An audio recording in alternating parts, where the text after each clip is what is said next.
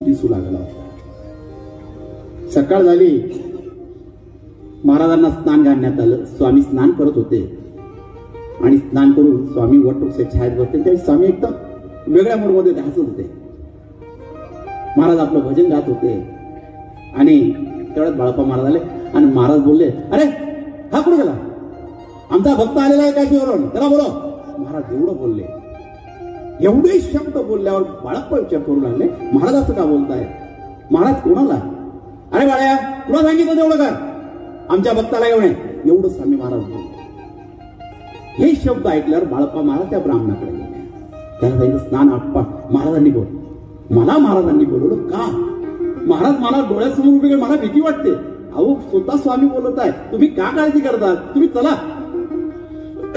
ब्राह्मणाने स्नान आटोपलं आणि स्वामी समोर येऊ लागला। स्वामी त्याला बोला, अरे ये, आम्ही तुझी वाट पाहत होतो, आलास? ये, चल इकडे। महाराजांनी जवळ बोलवलं, पायाजवळ बसवलं। काय झोप झाले? रात्र काही गेली? आणि तो रडू लागला, स्वामीचे चरण पकडू लागला। महाराज काय चुकलो माझं स्वामी, तुम्ही एवढं चिडला ना, आज प्रेम देताय? अरे तू आमचा भक्त आहेस, मागील जन्मामध्ये क्रूर होता, लोकांना त्रास दिला, तू अनेक पापी झालेला होता, तुला अनेक यातना फेडायच्या होत्या, तुला अशा यातना होत्या कारण की तू अनेकांना त्रास दिला, अनेकांचे संसार उद्ध्वस्त केलेले होते।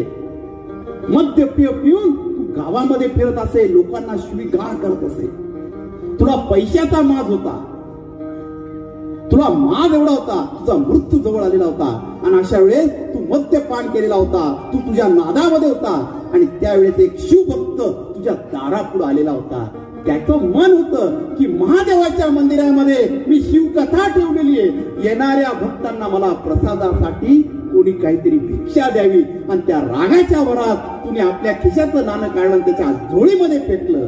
ते पुण्य तुला आडवं आलं आणि ते पुण्य आडवं आल्यामुळे या जन्मामध्ये काशीमध्ये तू शिवभक्त झाला आणि एका सावकाराच्या घरी तू जन्म घेतला।